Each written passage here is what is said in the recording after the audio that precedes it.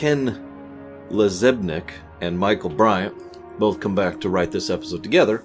If you remember, both of them only did 2 episodes, and ironically, even though both did separate things, this is the second episode. They put this together to be a bottle episode, because the budget was tight and they really needed to save that money, and they had just done a big thing, and they're going to do a big thing coming up, and it's necessary. It makes sense. This is the nature of making a television show when people who aren't involved in the creative side of things decide your budget. Good or bad, that's simply reality. So we see the inventor of the transporter. I wonder if, like, every race just kind of independently invents transporters. I mean, they tend to invent warp, so it's not that far out of bounds, but we've seen that several other races have transporters. It's interesting because it kind of implies that the transporter is something that's sort of a universal technology. Fire is probably the most obvious and overt example of that. Any species that's going to get off the ground floor of technology is going to invent fire, right? So transporters just kind of put alongside that stuff. Slightly more advanced. So we see Bill Cobbs. He's cool. And being nervous about meeting him. I've been nervous about meeting people a few times in my life. Never had the other side of that. Probably never will. Not like I'm famous.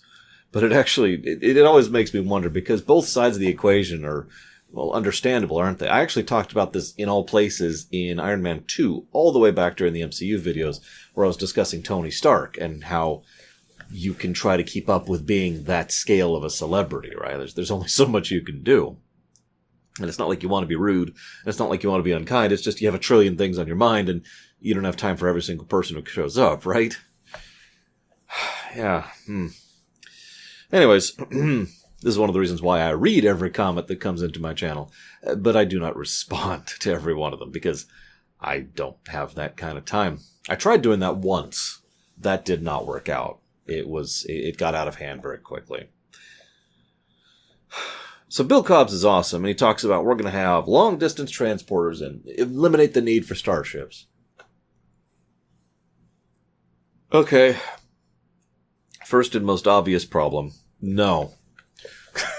Starships are used for more than transporting. They're used for combat, they're used for scanning, and going into places where a human being can't go. I mean, even if we had super mega transporters, that doesn't mean you beam a person to the bottom of the ocean, right? You still need something to put them in when they go down there. And if you want to go and explore space and find out new places to transport to, I mean, your sensors aren't going to be perfectly good enough in order to get information that quickly, that far away, right? So, no, ships would still have a purpose. It's just it would be a substantially changed purpose. Lord knows that the, for lack of a better way to put it, transit industry would probably be substantially changed by this. I mean, how many times have you seen a lorry or a semi on the road when you're driving around? Imagine if they could just... Now, the other side of that, of course, is the whole long-distance transporter thing itself, which would be incredibly terrifying. I've spoken many times about how the transporter is a terrifying and dangerous tool, which is one of the most powerful weapons in the arsenal of Star Trek, and I stand by that statement. It is extremely rare that the creators acknowledge this, which irritates the ever-living crap out of me. It is very rare they use the transporter in any kind of tactical sense, and it's usually a one-off thing, and it's usually something relatively minor, like beaming the power supply out of the other NX back in Season 3. Remember that? It's one of the only times you see something like that. It's also one of the reasons why being able to beam through the shields usually bothers me so much when they can do that. Because if you can just beam through the shields, then you win. Like that. Alright, beam all the people off and either beam them into the cargo bay with a bunch of guards aiming at them, or if you feel like being vicious, just beam them out into space. Fight over. The transporter is a nightmare tool. It's one of the biggest reasons why limiting it was considered mandatory for the Star Trek rewrite, because the only other option would be to eliminate it entirely, which sounds kind of horrible, or to acknowledge what it can do, which would involve restructuring everything ever. Because in every situation, the question would always be at the top of the list. Like, we'd have a to-do list. Okay, in this episode, would the transporter solve the situation immediately? And the answer would usually be yes. Thus, why am I bringing this up here? Because if you have a transporter that has mega range, that becomes much worse. At least when a starship is warping in, you can detect it light years away. You can tell that a ship is on approach, it has to jump out of warp, it then can go through the kilometers, and you've got minutes or seconds of warning before death happens. Imagine just one day, all of a sudden, there's this and because someone beamed a nuke into the middle of your capital. Now, anybody out there who tends to think in this line is probably already bringing up the obvious thing. Anti-transporter tech, because that would be the logical consequence. Whenever a technology is used extensively in military affairs, the next thing that tends to happen is the counter-technology to that tends to be developed. Armor, weapons, armor, weapons. It's a pretty static pattern throughout human history. So the only way this could or would work is we'd have to invent some kind of transporter scrambler, like a dampener or a field that prevents it. There's actually a term I'm trying to think of. I can't think of it. But anyways, in order to prevent beaming from certain areas, which would introduce all sorts of other interesting problems. Like, would beaming happen at all within residential areas? Or would beaming be disallowed? They'd have to go to a certain site, like in designated areas where the dampening field isn't in place. And if the jamming, that was the term, if the jamming isn't there, well, then someone could probably detect that from a distant enough, or just send in a person to detect, hey, this place is cool, and then beam something there, or beam someone there. And you see how this just creates so many problems. Now, this could work, don't mistake me, but completely acknowledging transporters would involve radically restructuring all of Trek to accommodate this one tech. And thus, you see the problem with increasing the range. Because you no longer have the warning of the ship coming into orbit and then beaming people down. It's beaming people down from 16 light years that way. That's a heck of a range. And that would completely change. I mean, I'm not even talking about how that would restructure infrastructure or building or colonization or terraforming or any of that. I'm just talking purely the military side of things. This would be a sea change. And it's one of the reasons why so many people, myself included, got so pissed off during Star Trek Into Darkness, where they just casually introduced this thing and have someone beam to Kronos, which is a lot further away than 16 light years. It's one of the reasons I raised such a stink when the Dominion demonstrated the ability to have long-distance beaming. You get the point. I just wanted to discuss this briefly because it's the whole idea. And funnily enough, later on in this very episode, he says that sub-quantum beaming, or whatever he calls it, is a fundamentally flawed concept that'll never happen. Yeah, probably good idea to put the lid on that and put that on the shelf. So, there's a scene with T'Pol and Trip. T'Pol is trying to deal with things, and Trip isn't dealing with it all that well. She's still calling him Trip. She's still being friendly, but it's clear that she's just kind of, Now, he's trying to be helpful, and he's trying to be a friend, which I do like. And obviously he's hurt by the way she is just absolutely shoving him away, which also makes sense. It is unfortunate because this is actually probably one of the two reasons why this episode is not in the terrible category for me. Because, well, the easiest way I can explain this is I've got less than half a page of notes about this episode, and I think that says everything it needs to. Let's see. So that leads to there's a big scene where they're like, there's all these horrible things that'll happen when you go through the beaming. Brain tumors, psychosis, and the fact that it kills you every time it's beaming. Total nonsense. I'm not exactly one to take creator's word at writ, or rather as writ, as whatever. But this did amuse me a little bit.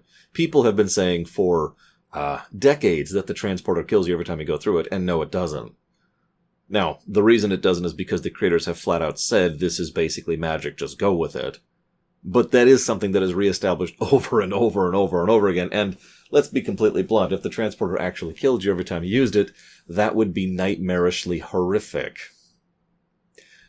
So, yeah, no, they just have this little line there to kind of point that out. Although I find it funny that the brain tumor and the psychosis and the duplicating actually all have happened in Trek history thanks to transporters.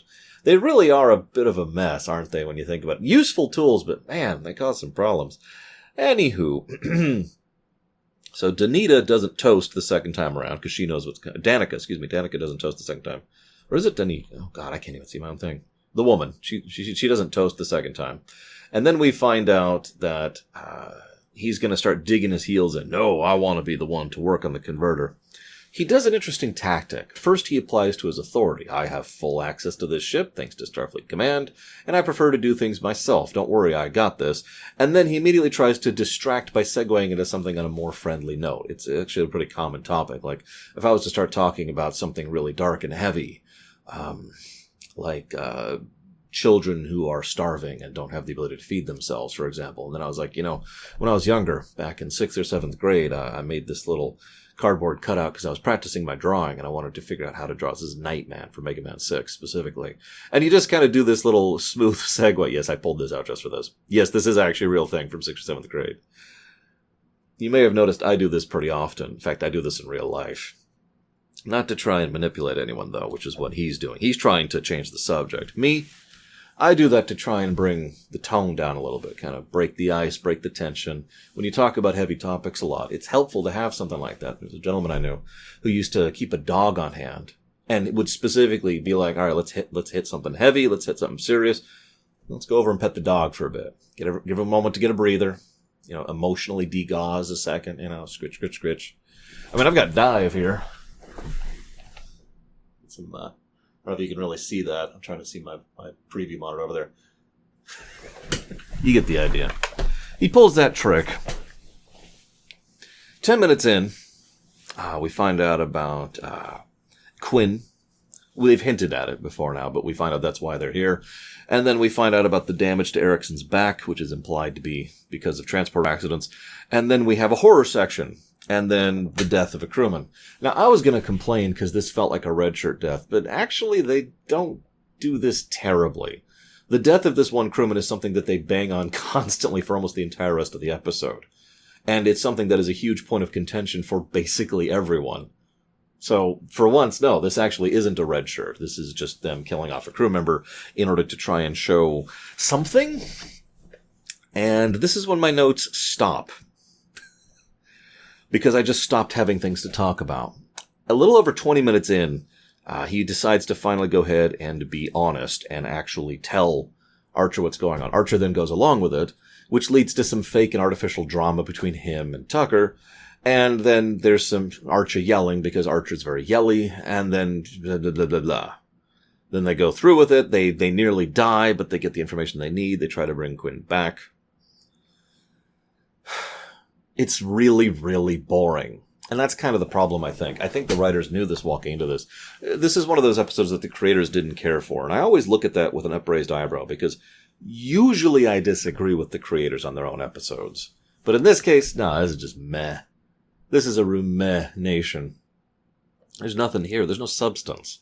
20 minutes of the episode is wasted on a mystery of what the bad guy is up to, and it turns out he's just trying to save his son.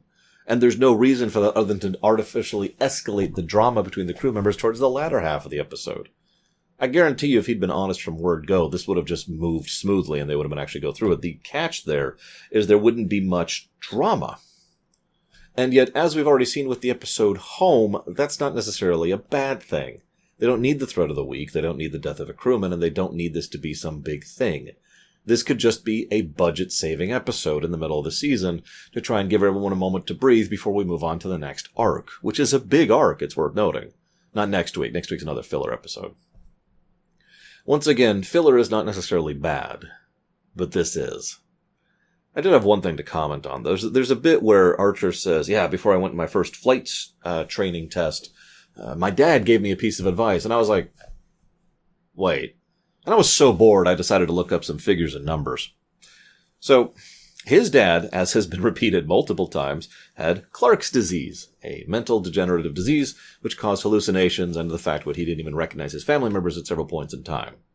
His dad also died when he was 12, and the last 2 years of his life were spent, suffering from that disease, which means Archer was 10 the last time he had any sincere or serious interactions with his father, not counting moments of lucidity. Okay. So, either Archer was going to flight school when he was 10, eyebrow raising, or he was getting some really unusual advice from his dad when he was 11 or 12, which is still eyebrow raising. or his dad was a zombie, because I actually looked at the numbers. Archer would have been 12 in 2124 and graduated from flight school in 2136. So that's a bit of a gap. I know, it's a minor thing. Like I said, I was bored. But it really does help to emphasize how little thought was put into this episode, given how much effort has been put in Season 4 in general to connect both back and forwards. Bill Cobbs is the other thing that salvages this episode. He plays Erickson. And there's a scene where he plays a desperate man trying to save his son and absolutely horrified at the fact that he can't and has to let his son go, let his son die. Later on in the episode, he says something pretty impacting and powerful. Living or dead is better than in between, and I actually agree with that myself. So, that's good. It's a good and reasonably emotional scene. It doesn't feel earned, and it kind of feels completely out of place, but it does help salvage what is otherwise a rather disinteresting episode. Makes me wonder, though. Quinn is very disoriented when he gets out, doesn't really know what's going on, and dies in seconds. Do you think he was aware, just he was getting so scrambled that he didn't know where he was? Or do you think he was effectively frozen the entire time, just like Scotty was, when he was frozen in the transporter beam all the way into the TNG era? Both are possible. It depends on how you look at it, and both are horrible in their own different ways, because if it's the frozen thing, think of things from Quinn's perspective for a moment. He gets on the transporter beam, and then gets out feeling weird and can't even stand up straight, and his father's holding him, begging him for forgiveness, and then gone. The other way is almost more horrifying, but I think I don't need to go into that. 6 minutes then happen, and T'Pol and Tucker break up. This is interesting. We do find out that Pinar syndrome and the stigma that was attached to it has been, that is to say, let me rewind that. Pinar syndrome has been made normal. It's been made into a normalized thing. And as a direct consequence, the stigma of Pinar syndrome has been kind of evaporated, because now it is so normal that people don't think of it as an unusual or a thing to be ashamed of, which sounds familiar, doesn't it? For the record, I actually forgot about this little tidbit when I was recording my video on stigma. That was a couple of years ago at this point. Actually, probably closer to a year and a half ago, something like that. Yeah, that's about a year and 6 months. Anyways, some very good stuff here, honestly. It helps because the rest of the episode is so blah. But again, let's come back to that point. Tucker and T'Pol decide to break up. That makes sense. No, it implies that the two have continued to be romantically connected, but now they're officially deciding no, really, there's a line in between the two. And again, I mean, what's your relationship status? It's complicated. We've been there. But the idea of actually separating like this when you are going through this much of an internal, emotional, and mental upheaval, rediscovering what it means to be a Vulcan, figuring out who and what you are, yeah, that's a big deal, right? I actually don't know that much myself, admittedly, but I know people who have gone through that, who have had to do that kind of massive self-re-examination. And yeah, it kind of tracks that you don't really want to be adding the baggage of another person into that. And I don't mean to sound that as a negative thing, because obviously people can support each other, but the problem is romantic relationships are complicated. They are. They're complex, nuanced interactions between two people who themselves are incredibly complex and nuanced beings. And every interaction between those two has layers of impact and severity and emotional significance that add to the cadence of what's going on, good and bad. It acts like a magnifier almost. So yeah, just being like, I just need some me time. It's really not us. It's really not you. I need to figure myself out is something that I do completely understand. There's a reason I've been single for the better part of like 15 years at this point. Because I needed to be single for a while. I needed to figure out myself. I didn't have a big emotional thing like T'Pol has. It's just I needed to understand me before I kept going back to being the guy who was always in a relationship. You know, 15, has it been 15? No, it's been longer than that. It's been 17 years now. Wow. Anyways, point being, it's an interesting step forward, and we will see what they do with that going forwards. Next week, We have another filler episode. I remember this one a little bit stronger than Daedalus. We will see what they do with that one. But in the interim, I will see you next time.